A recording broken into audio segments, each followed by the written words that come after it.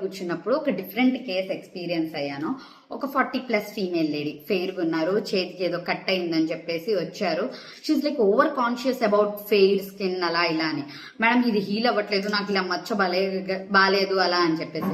నాకు ఎందుకో డౌట్ వచ్చింది, మేడం మీ హెచ్బి ఎంత, మీకు డయాబెటిక్ ఏమైనా అంటే, నో ఐఎమ్ ఆల్ రైట్, నేను చాలా బాగున్నాను అది ఇది అన్నారు.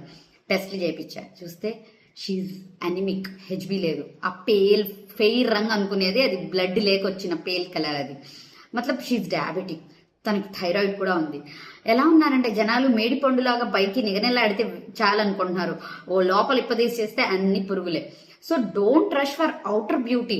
మీరు ఇన్నర్ బ్యూటీ కూడా హెల్దీగా ఉండాలంటే మెయిన్ మనం హెల్దీగా ఉన్నామంటే ఏంటి, 3 పూట్ల కరెక్ట్గా మనం తినగలాలి, దాన్ని అరిగించగలాలి, కాన్స్టిపేషన్ ప్రాబ్లమ్స్ కూడా ఉండకూడదు.